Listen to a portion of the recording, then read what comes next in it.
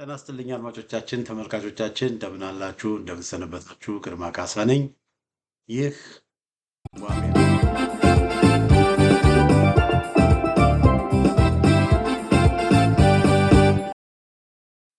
በዛሬው የዋሜራ መርሃ ግብራችን እንግሊዝ ሀገር የሚታተመው ዘ ኢኮኖሚስት የሚባል ጋዜጣ አንድ ያወጣው ዘገባ አለ። በዛ ዘገባ ዙሪያ ብዙ የኢትዮጵያ ሚዲያዎች፣ ዩቱበሮች ሀተታ እየሰሩበት ዜና እየሰሩበት ያለ ነገር ነው እና ዘገባው በጣም በርካታ ነገሮችን ያካተተ ነው። ነገር ግን በዛሬው ዘገባ ትኩረቴን ላደርግ የፈለኩት በዚህ በኢኮኖሚስት ዘገባ በሱዳን ውስጥ የፋኖ የኦሮሞ ነጻነት ሰራዊት ኦላ የኤርትራ መንግስትና ህወሓት እንደተነጋገሩ የሚገልጽ ዘገባ አስቀምጧል። እና ይሄ ዘገባ ምን ያህል እውነተኛ ነው በሚለው ዙሪያ ላይ አንዳንድ ሀሳቦችን አስቀምጣለሁ።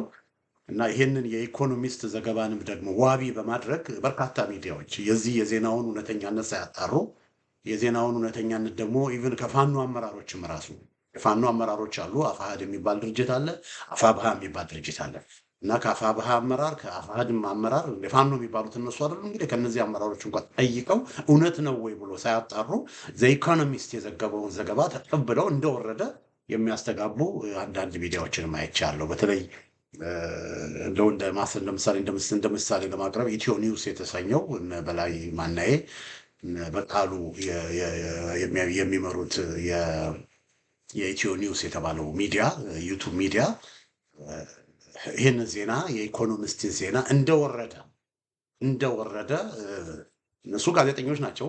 ከፋኖ መሪዎች ጋር ግንኙነት አላቸው። የፋኖ መሪዎቹን ጠይቀው ይህንን ነገር ማረጋገጥም ማጣራትም ይችላሉ። ያንን ሳያደርጉ የኢኮኖሚስት ሚዲያን ወስደው ፋኖ ከኦላ ጋራ፣ ፋኖ ከህወሓት ጋራ፣ ፋኖ ከኤርትራውያኖች ጋራ አብረው በሱዳን መከሩ ብለው የሚነገረውን ዜና ማሰራጨታቸው እኔ ለምን እንደሆነ ባይገባኝም ግን ስህተት ነው የሚል እምነት ነው ያለኝ። እንደ ሚዲያ ሰዎች ኃላፊነት መውሰድ አለብን፣ ሬስፖንሲቢሊቲ መውሰድ አለብን። የሚነገረውን ነገር በሙሉ ዝም ብሎ ማውራት የማያስፈልግ፣ በተለይም ደግሞ መጠየቅ ሲቻል ማጣራት ሲቻል ሳናጣራ ሳንጠይቅ እንዲህ አይነት ነገሮችን ማውራት ተገቢ አይደለም እና እነዚህ ሰዎች ኢኮኖሚስት በዋናነት አንድ መርሳት የሌለብን ነገር ህወሓቶች አንድ ናራቲቭ አላቸው። ህወሓቶች እንደምታውቁት ለሁለት ተከፋፍለዋል። ምናልባትም ለሶስት ተከፋፍለዋል። ህወሓቶች ከዚህ በፊት የኢትዮጵያ መንግስትን ተቆጣጥረው ስለነበረ ከብዙ ሚዲያዎች ከብዙ ዓለም አቀፍ ሚዲያዎች ጋር ግንኙነት አላቸው። ለምሳሌ ያኔ በህወሓቱ ጦርነት ጊዜ 12 ጊዜ የተባበሩት መንግስታት የጸጥታው ምክር ቤት በህወሓት ጦርነት ጊዜ የህወሓትን ጉዳይ አንስተው ውሳኔ አሳልፈዋል። 12 ጊዜ በትግራይ ከተደረገው ጦርነት በምንም ባልተናነሰ እንደውም በባሰ ሁኔታ በአማራ ክልል ውስጥ ላለፉት 2 ዓመት ከ6 ወር ጦርነቱ እየተደረገ ነው። የተባበሩት መንግስታት የጸጥታው ምክር ቤት በዚህ ጉዳይ ላይ ተነጋግሮ ያውቃል። እዚህ ጋር የትግራይ ኃይሎች በጣም ጎበዝ፣ የትግራይ ውጭ ሀገር ያሉ የትግራይ ዲያስፖራ ጎበዞች ናቸው። ግን ያን ያህል ደግሞ ሌሎችን የማሳመን አቅምና ችሎታ ኖሯቸው አይደለም። በገንዘብ ኃይል ነው የኢትዮጵያን ህዝብ የኢትዮጵያን ገንዘብ የኢትዮጵያን ንብረት ዘርፈው በቢሊዮኖች የሚቆጠር ወደ ውጭ ሀገር አሸሽተዋል። ስለዚህ ገንዘብ አላቸው። በዶላር በገንዘብ እየገዙ እነዚህ የዓለም አቀፍ ፐንዲት የሚባሉ አሉ ጋዜጠኞች፣ እነዚህ የሚጽፉ ኮሎምኒስቶች፣ ሲንዲኬትድ ኮሎምኒስቶች በኒውዮርክ ታይምስ፣ በላጋርዲያን፣ በዘ ኢኮኖሚስት በመሳሰሉ ቦታዎች የሚጽፉ ጋዜጠኞችን በገንዘብ ይገዛሉ። ጋዜጠኞች ደግሞ ገንዘብ ከተከፈላቸው እኛ ገንዘብ ከከፈልናቸው የእኛን አጀንዳ ይዘው ጋዜጣዎች ላይ ጽፋሉ። ላስዋዝ ሄዱ። በአሜሪካን ሀገርም በምዕራባውያንም ገንዘብ ማተር ያደርጋል። ገንዘብ ያለው ሰው የእሱ አጀንዳ በስፋት ይነገርለታል።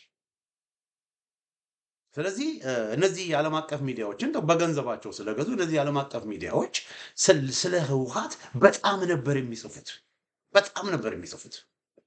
ስለዚህ ህወሓቶች የዓለም አቀፍ ሚዲያውንም የዓለም አቀፍ ማህበረሰቡን ምን አድርገውታል? ተቆጣጥረውት። አሜሪካን ሀገር ውስጥ እንደ ሱዛን ራይስ ያሉ ሰዎችን በእጃቸው አስገብተዋል። እንደዚሁም ደግሞ የደብሊውኤችኦ የዓለም ጤና ድርጅት መሪው ዶክተር አዳኖም ደግሞ የነሱ ሰው ስለሆነ እሱ በቃ ባላቸው ያላቸውን ኮኔክሽን ኤፊሽንት ተጠቅመው በተቻለ መጠን የነሱን ናራቲቭ የነሱን ታሪክ የነሱን ሁኔታ ዓለም እንዲቀበል አድርገው ያውቃል። ውሸትም ይሁን እውነት የነሱን አጀንዳ ዓለም እንዲቀበል አድርገው ያውቃሉ። ስለዚህ እነዚህ የውጭ ሚዲያዎች ህወሓት ሲባል ለህወሓት ከመጽሐፍ ወደ ኋላ ነው። ላለፉት 2 ዓመት ተኩል ወገኖቼ ላለፉት 2 ዓመት ተኩል ከባድ የሆነ ውጊያዎች በ በ ከባድ የሆነ ውጊያዎች በአማራ ክልል እየተደረገ ነው። እኔ ዘ ኢኮኖሚስት በአማራ ክልል እየተደረገ ስላለው ውጊያ ስለ መጽሐፉ እኔ አላስታውስም። አሁን ግን ምንድነው የሚለው ኢትዮጵያ is perilously close to another war ማለት እኮ አሁን እኮ ጦርነት እንደሌለ ኢትዮጵያ ለሌላ ጦርነት ቅርብ ናት። አሁን ለሌላ ጦርነት እንደገና ለመጀመር ቅርብ ናት። አሁን እኮ ጦርነት የሌለ ይመስል እኮ የሚጽፈው እና ኮንፍሊክቲንግ ትግራይ could belong into a regional conflagration ይላል። በትግራይ ውስጥ ያለው ጦርነት ወደ ሪጅን ወደ ቀጠናው ሊሄድ ይችላል ብለው ይሄ እንግዲህ ይሄ ኢኮኖሚስት ይሄን የሚጽፈው ህወሓቶች ፊድ ያደረጉትን እና ይሄ መታወቅ አለበት። እና ይሄ የኢኮኖሚስት ውስጥ የሚጽፉ ሰዎች አንድ በህወሓቶች በነስታሊን ገብረስላሴና በመሳሰሉት በህወሓት ስል ሁለት የተለያየ ህወሓት ነው። አሁን እያወራሁላችሁ ያለሁት ዋናው ህወሓት እነ ደብረጽዮን እነ ሞንጆሮ ነው የሚመሩት የጽምዶ ህወሓት ከኤርትራውያኖች ጋር ትብብር ያደረገው ህወሓት ማለት ነው። እና ይሄ ህወሓት አንድ እንትን ያላቸው ምንድነው ከፋኖ ጋራ መስራት አለባችሁ ከፋኖ ጋራ መስራት አለባችሁ የሚል ነገር በእነሱ ደጋፊዎቻቸው በኩል ብዙ ጊዜ ይነሳል። ስለዚህ ህወሓት ኦላ ምናምን አንድ ላይ መስራት አለባችሁ የሚል ነገር አለ።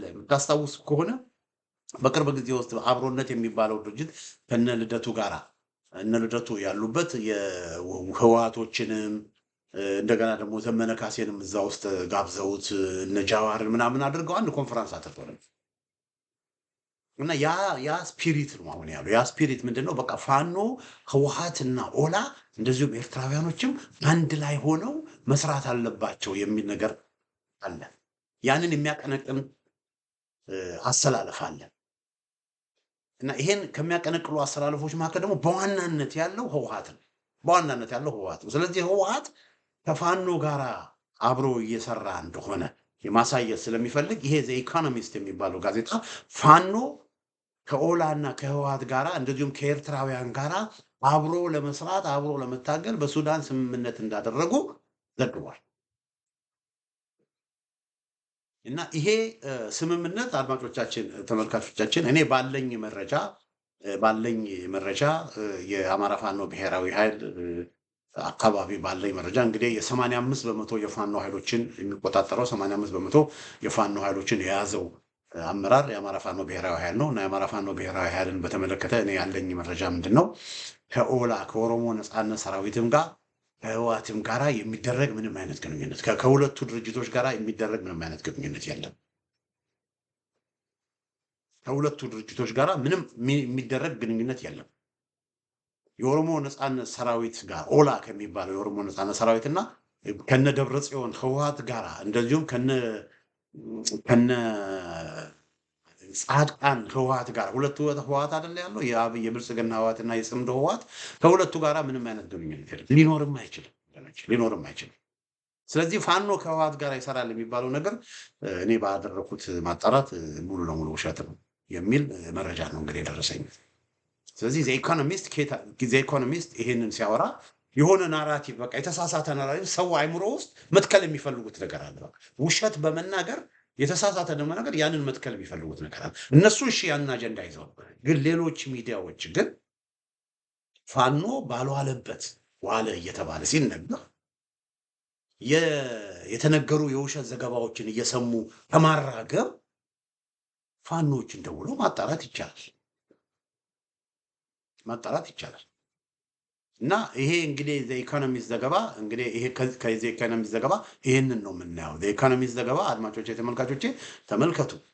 በአፋር አካባቢ የተወሰነ ግጭት በመፈጠሩ ያንን ልክ እንደ መብረቅ ወዲያው ትልቅ ከቨሬጅ ሰጥተው ሲዘግቡት እናያለን።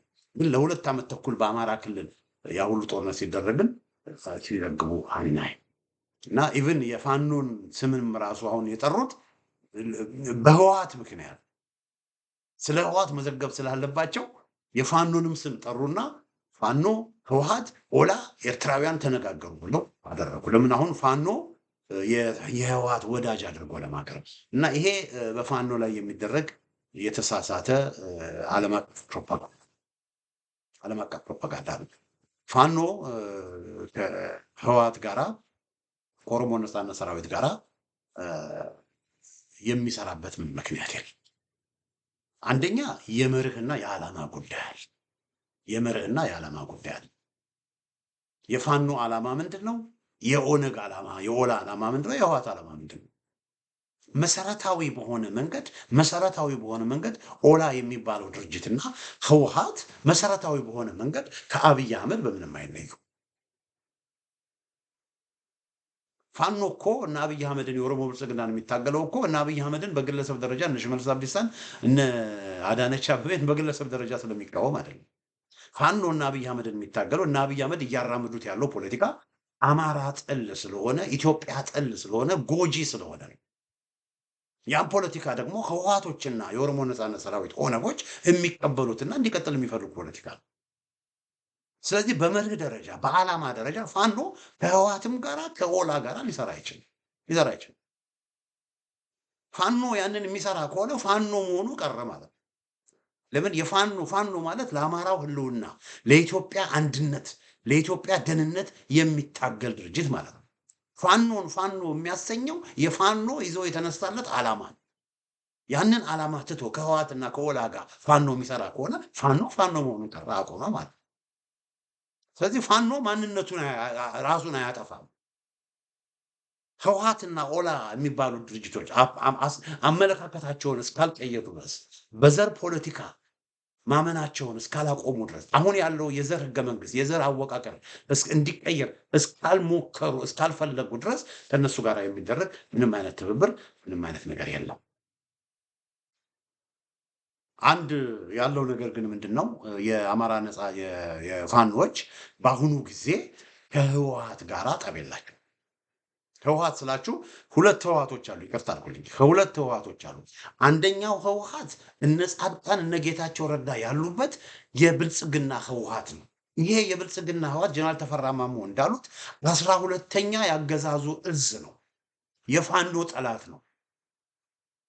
የፋኖ ጠላት ነው። ይሄ ጽምዶ ሳይሆን ያኛው ህወሓት የፋኖ ጠላት ነው። ለምን? የብልጽግና አካል ሆኗል። ፋኖ ደግሞ ከብልጽግና ጋር እየታገለ ስለሆነ ይሄንን የብልጽግና አካል የሚደግፍ ወይም የዚህ የብልጽግና አካል አጋር ሆኖ የሚሰራ በሙሉ የፋኖ ጠላት ነው።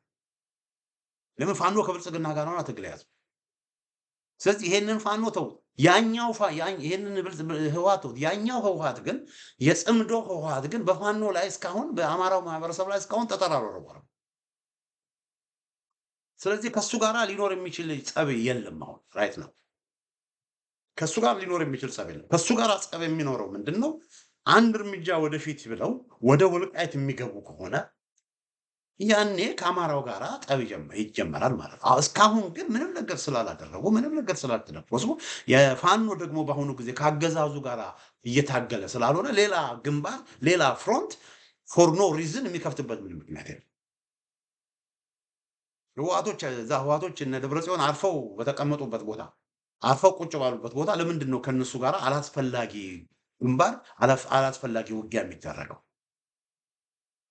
አገዛዙ የሚፈልገው ያ ነው። አገዛዙ ፋኖዎችና የአማራ ማህበረሰብ ከህወሓቶች ጋር ወደ ውጊያ እንዲገባ ከትግራይ ወንድሞች እህቶች ጋር ወደ ውጊያ እንዲገባ ነው የሚፈልገው። ፋኖች ደግሞ ብልጥ ናቸው፣ አያደርጉትም። ህወሓቶች ድንበር ካለፉ ያ ሌላ ነገር ነው። ድንበር ካላለፉ ግን ፋኖ ከህወሓት ጋር ጸብ የለው። ከነ ጻድቃን ህወሓት ጋር ግን ፋኖ ጸብ አለው። ለምን? እነሱ በይፋ ያገዛዙ ምን ሆነዋል? ጋር ሆነዋል። ስለዚህ ይሄ በግልጽ ጀነራል ተፈራም 12ኛው እዝ ብለው ያስቀመጡት በዚህ ምክንያት ነው። ስለዚህ ፋኖ ከህወሓት ጋር ሊሰራ አይችልም። ፋኖ ከህወሓት ጋር አይዋጋም ማለት ግን ፋኖ ከህወሓት ጋር ይሰራል ማለት አይደለም። ስለዚህ ፋኖና ህወሓት ይሰራሉ ምናምን የሚባለው ነገር በመርህ ደረጃ እንደ ተቋም ነው ማወራው። እኔ አንዳንድ ፋኖ ውስጥ ያሉ የተገዙ የሚሆኑ በሌላ መንገድ ደካማ የሆኑ አመራሮች በግል ሊገናኙ ይችሉ ይሆናል፣ አላውቅም። ግን አንድ ግለሰብ ፋኖ ነው ያውቁ። ፋኖ በምንልበት ጊዜ ድርጅቶቹ ነው የምናየው እና ሁለት ድርጅቶች ነው ያሉት። አንደኛው ደካማም የበሰበሰም ቢሆን በእስክንድር ነጋ የሚመራ ድርጅት አለ፣ የሞተ ድርጅትም ቢሆን እና ይሄ ድርጅት የተናገረው ነገር አለ። ከህወሓት ጋር ምንም አይነት ግንኙነት ሊኖረን አይችልም፣ ከኦላ ጋር ምንም ግንኙነት ሊኖረን አይችልም ብሎ በግልጽ አስቀምጠዋል። ዓላማችን ህገ መንግስቱ እንዲወገድ ነው፣ ህገ መንግስቱ እንዲቀየር ነው ብሎ በግልጽ አስቀምጠዋል ማኒፌስቷቸው ላይ። አፋሕድ የሚባለው ድርጅት ማለት ነው።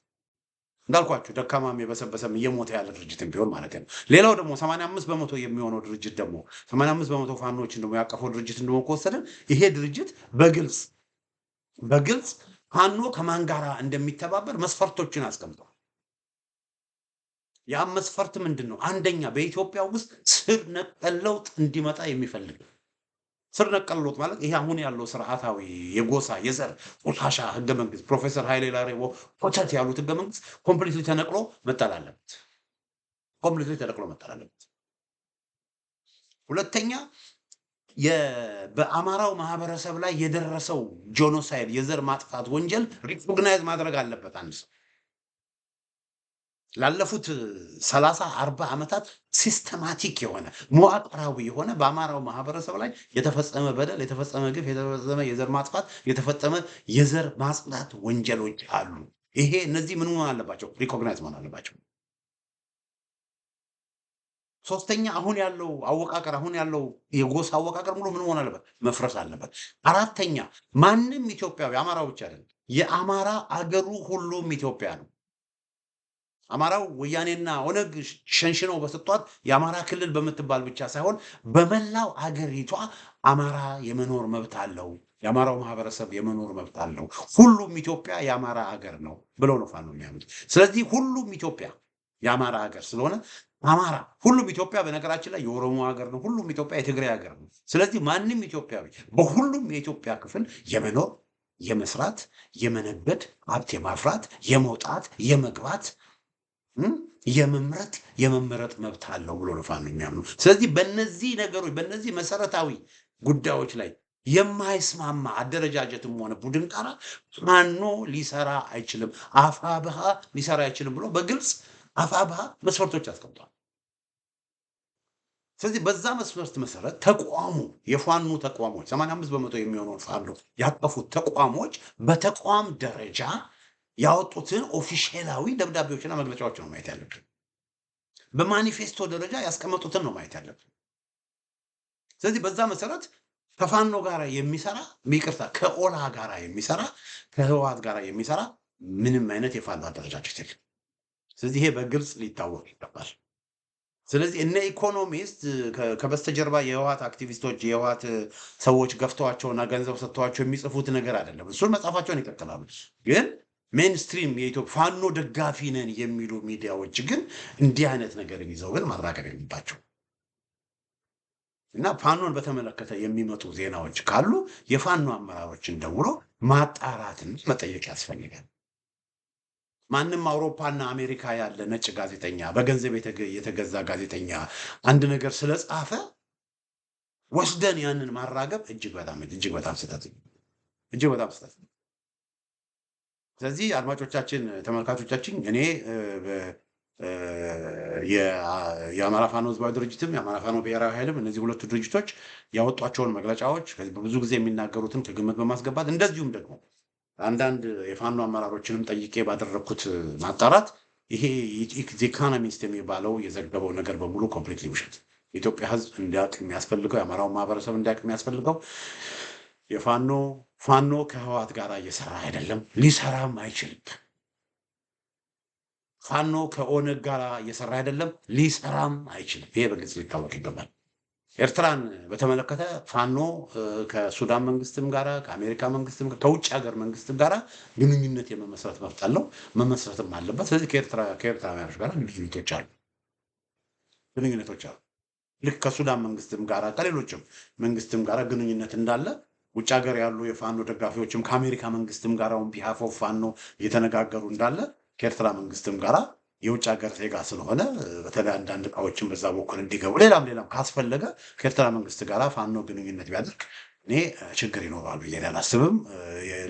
በዛ ጉዳይ ላይ አጀንዳም ሆኖ ለምን ተብሎ ሊጠየቅ የማይገባ ነገር ግን ካታጎሪክሊ እዚህ ጋር ማስቀምጠው ግን ከህወሓትና ከኦነግ ጋር ግን ፋኖ ይሰራል የሚባለው ነገር ፍጹም ውሸት።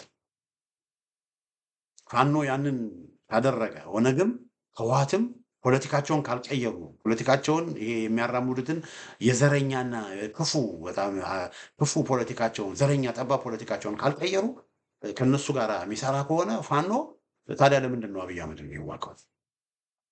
ከትግራይ ጋር አብሮ ከህወሓት ጋር አብሮ የሚሰሩ ከሆነ ህወሓቶች ሀሳባቸውን ሳይቀየሩ ዓላማቸውን ሳይቀየሩ ከህወሓት ጋር የሚሰሩ ከሆነ ከኦነግ ጋር ከኦላ ጋር የሚሰሩ ከሆነ ታዲያ ለምንድን ነው ከብልጽግና ጋር የሚታገሉት?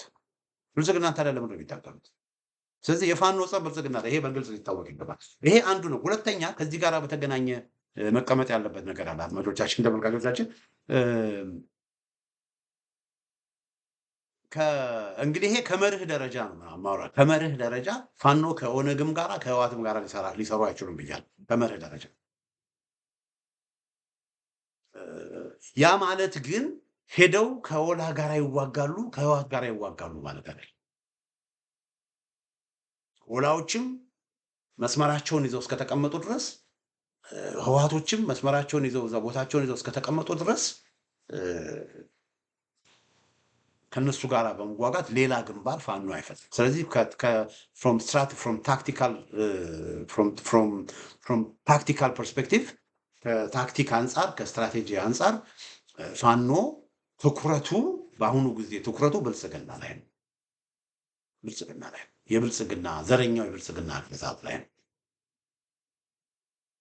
እና ኃይሉን በተለያየ ቦታ መበተን የለበትም።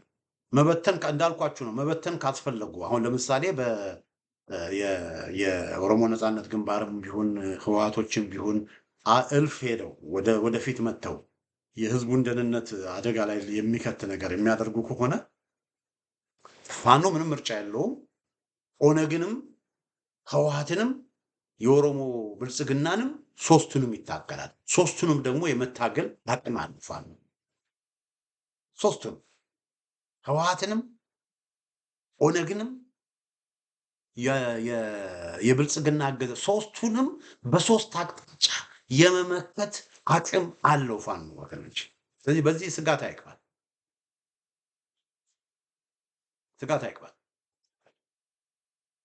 ሌላው አንድ መጠየቅ ያለብን ነገር አለ። ሌላው በጣም በጣም ሊሰመርበት የሚገባና ብዙ ሰዎች የሚስቱት ህወሓት አለች እንዴ? ግን ህወሓት በድሮ ስሟ እንጂ ወታደራዊ አቅሙ አሁንም አለ ወይ? ይሄን መጠየቅ አለብን። የኦሮሞ ነጻነት ሰራዊት ኦላ የሚባለው አለ እንዴ? ወታደራዊ አቅም አለው እንዴ?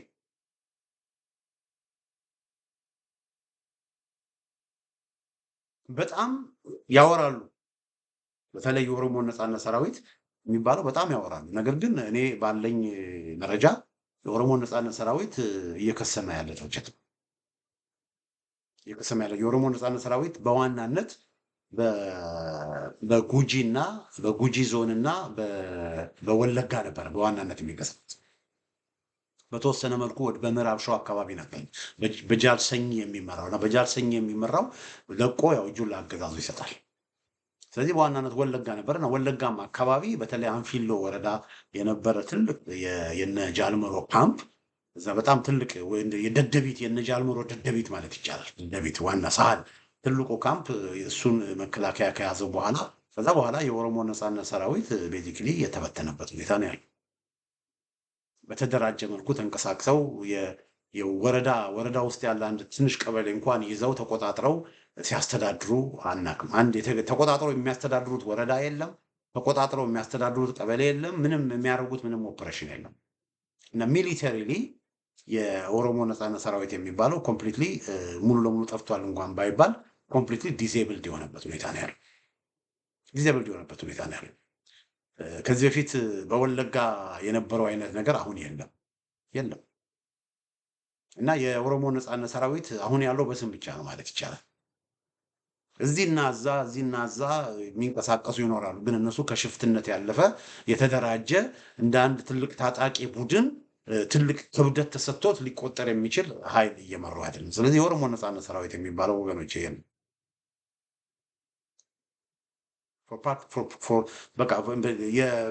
ምንድነው ፎር ፕራክቲካል ፐርፐስ የኦሮሞ ነጻነት ሰራዊት የሚባል ነገር ጥያቄ ማለት ይቻላል። አሉ እዚህና እዛ ይንቀሳቀሳሉ፣ ግን እንደ አንድ ጠንካራ የተደራጀ ኃይል ሊቆጠሩ አይችሉም። ስለዚህ ከነሱ ጋር ተባብሮ ፋኖ ምንድን ነው ጥቅም የሚያገኘው? ከነሱ ምን የሚያገኘው ነገር አለ? ከነሱ ጋር አጋር ሆኖ ምን የሚያገኘው ነገር አለ? እዛ ጉጂ አካባቢ ያሉት የፋኖ አደረጃጀቶች ቤዚክሊ አገዛዙ ምንድን ነው ያደረገው ወገኖች? የጉጂ ዞን የነበረውን የተወሰኑ አካባቢ ወደ ቦረና ምስራቅ ቦረና የሚል ዞን እንዲዋቀር አደረገና ቤዚክሊ በቦረናዎችና በጉጂዎች ሁለቱም ኦሮሞዎች ናቸው። እሺ፣ በቦረናዎችና በጉጂዎች መካከል እንዲፈጠር አድርጎ ቦረናዎችን በመያዝ ነው ጉጂ ውስጥ የነበሩትን ኦነጎች ድባቅ የመታው አገዛዙ።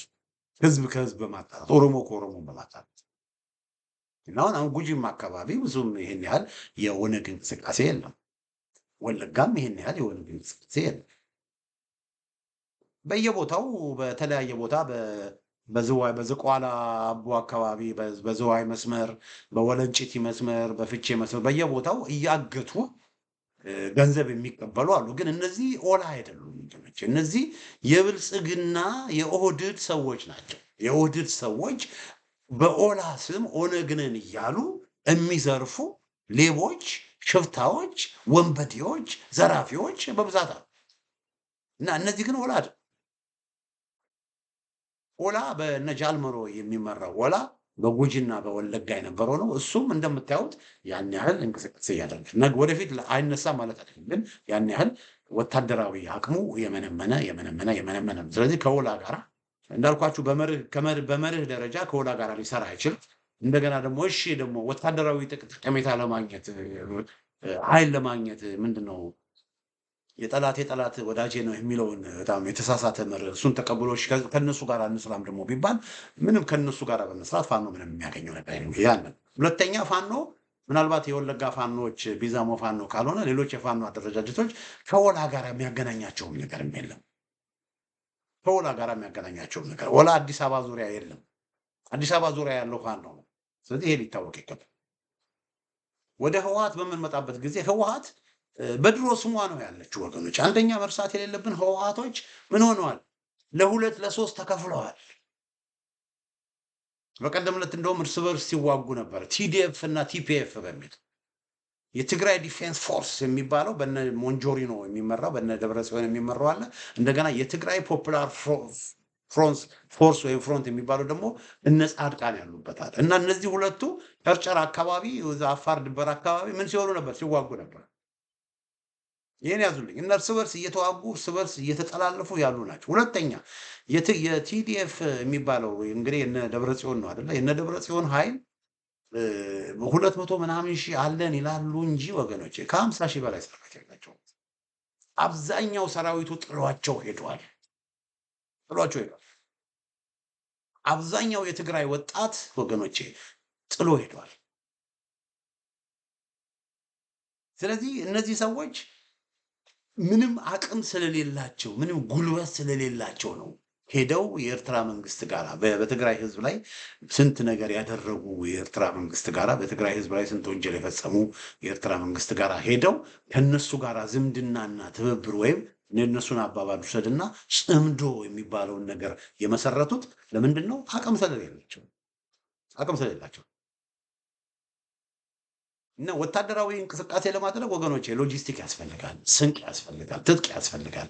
ከምንም ነገር በላይ ደግሞ የህዝብ ድጋፍ ያስፈልጋል። በአሁኑ ጊዜ ህወሓቶች በህዝብ የተተፉ በአደባባይ የትግራይ ወገኖች፣ የትግራይ ወንድሞች፣ የትግራይ እህቶች፣ የትግራይ እናቶች፣ የትግራይ አባቶች እያወገዟቸው እንቱ እያሏቸው የመጡ ሰዎች ናቸው። ዜሮ የህዝብ ድጋፍ የላቸው። የትግራይ ዳያስፖራን ተመልከቱ። የትግራይ ዳያስፖራን ስትመለከቱ አብዛኛው የትግራይ ወጣት የትግራይ ዳያስፖራ አንቅሮ ነው የተፋቸው። ህዝብ ሳይደግፋቸው፣ ህዝብ ከጎናቸው ሳይሆን የተወሰኑ የነሱን እንትን ብቻ ይዘው የሚደረግ ምንም ነገር የለም። ስለዚህ ህወሓት ለፋኖ የሚያደርገው ምንም ከህወሓት ፋኖ የሚያገኘው ምንም የሚያገኘው ጥቅም የለም። ስለዚህ ከጥቅም አንጻር ኦላም የሚባለውም ህወሓት የሚባለውም ከፋኖ የሚያገኙት ምንም ጥቅም የለም። ራሳቸውንም ባዳኑ እነዚህ ሰዎች ራሳቸውንም ባቆሙ እንኳን ፋኖ ሊያቆሙ እንኳን ፋኖ ሊያግዙ ራሳቸውንም ባቆሙ። ስለዚህ በዚህ ረገድ ፋኖ ከወላና ከህዋት ጋር ሰርቶ እየሰራ ነው የሚባለው ነገር እንግዲህ እንዳስኳችሁ በማስረጃ ነው የምንሞግተው። በማስረጃ በምክንያት ነው የምንሞግተው። የአብይ አህመድ መንግስት አዎ የፋኖ ጠላት ነው። የአብይ አህመድ መንግስት የአብይ አህመድ አገዛዝ አዎ የወላ ጠላት ነው። የአብይ አህመድ አገዛዝ አዎ የህወሓት የነደብረጽዮን ጠላት ነው። አዎ ጠላት ነው። ስለዚህ የጋራ ጠላት ስላለን ግን የጋራ አጀንዳ፣ የጋራ ዓላማ፣ የጋራ ራዕይ ያለን ማለት አይደለም። ብዙዎቻችሁ እንደምታስታውሱት በህወሓት የነበረች ጊዜ ኦሮማራ የሚባል እንቅስቃሴ ነበር። ይሄ ኦሮማራ የሚባለው እንቅስቃሴ የተመሰረተው በህወሓትን ትግሬዎችን በመጥላት ላይ ነው። ጸረ ትግሬ ጸረ ህወሓት ጥምረት ነው የነበረው። በመርህ ላይ የተመሰረተ አይደለም። አንዴ ህወሓትን እናስወግድና ህወሓትን ካስወገድን በኋላ ከዛ በኋላ ተነጋግረን ምናምን ብለው እና ኦሮማራ የሚባል ነገር አመጡ። እኔ ያኔ ይሄ ኦሮማራ የሚባለው ነገር በጣም አይመቸኝም ነበር። ያኔ ስዩም ተሾመ የሚባል ጦማሪ አለ ኢትዮጵያ ውስጥ ጫት የቃም ያለ ጫት የማይሰራ አንድ ጦማሪ አለ። አሁን በኢትዮጵያ ቴሌቪዥን እየቀረበ ብዙ ጊዜ አዋቂ ተብሎ አስተያየት ሲሰጥ ይሰማል። እና ከሱ ጋር የሱ ነበር የኦሮማራ አቀንቃኝ፣ አንዱ የኦሮማራ አቀንቃኝ እሱ ነበር። እኔ ደግሞ ይሄ ኦሮማራ የሚባለው ነገር በባህሪው መርህ አልባ ነው። መርህ አልባ ነው። እኛ ህወሓትን የምንቃወመው እኮ በመርህ ነው። ህወሓት የዘር ፖለቲካን ስለዘረጋ ነው። እነዚህ ሰዎች የዘር ፖለቲካን አንቀበልም እስካላሉ ድረስ አሁን ያለው ህገ መንግስት ቆሻሻ ህገ መንግስት እንዲቀጥል እስከፈለጉ ድረስ ከእነሱ ጋር የሚፈጠር ጥምረት ጥላቻ ካልሆነ በስተቀር ምን ሊባል ይችላል? ፕሮፌሰር ማነው? ፕሮፌሰር ፖኒቴል የሚባለው ሰውዬ ማነው? ፕሮፌሰር አለማየሁ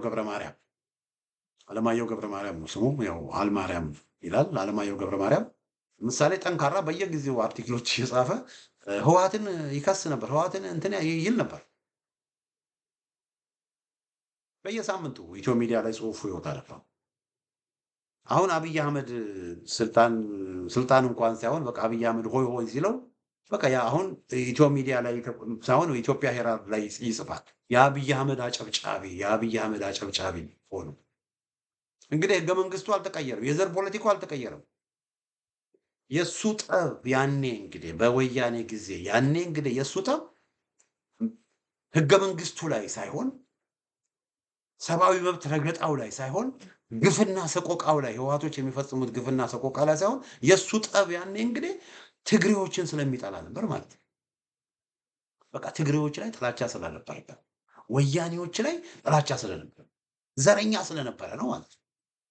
ልክ እነሱ ከሄዱ በኋላ ግድያው፣ የሰብአዊ መብት ረገጣው፣ ግፉ፣ ሰቆቃው፣ ያ ቆሻሻና ዘረኛ ህገ መንግስቱ ቀጥሎ ደግሞ አሁን ግን እነዚህን ግን እንደ መልአክ ይቆጥራቸዋል። አሁን በፈጣሪ በመለስ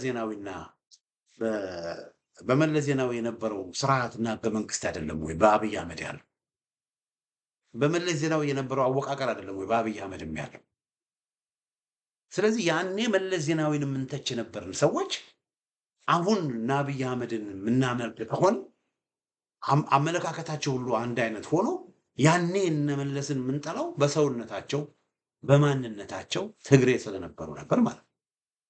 ስለዚህ እንደዚህ ነው እና እኔ ያኔ ኦሮማራ የሚባለው ነገር ሲኖረ ይሄ ኦሮማራ የሚባለው ነገር መርህ አልባ ነው የሚል እኔ ብዙም ደጋፊም አልነበርኩኝም።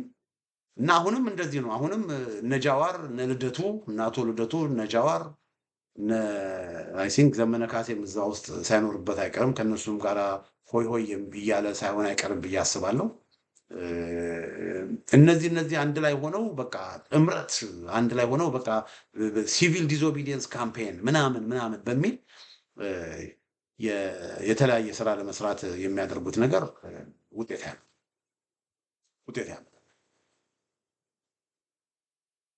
የፋኖ ትግል ጸረ አብይ ወይም ጸረ ብልጽግና ትግል አይደለም። ፋኖ የሚታገለው ፋኖች የሚታገሉት አብይን ስለሚጠሉ አይደለም። ፋኖች የሚታገሉት ብልጽግና ላይ እንደ ድርጅት ችግር ስላለባቸው አይደለም።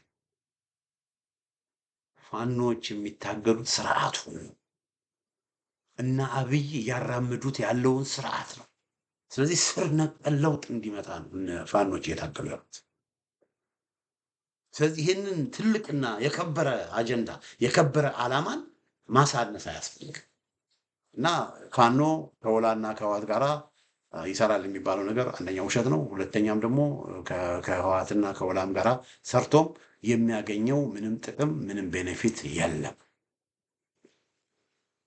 እንግዲህ አድማጮቻችን በዚህ በፋኖ ከህወሓትና ከወላ ጋራ ቢሰራ ምን ጥቅም ያገኛል በሚል ርዕስ ያዘጋጀው ዝግጅቴን ይመስላል። በሌላ ጊዜ በተመሳሳይ ፕሮግራም እስክንገናኝ ደህና ሁኑ።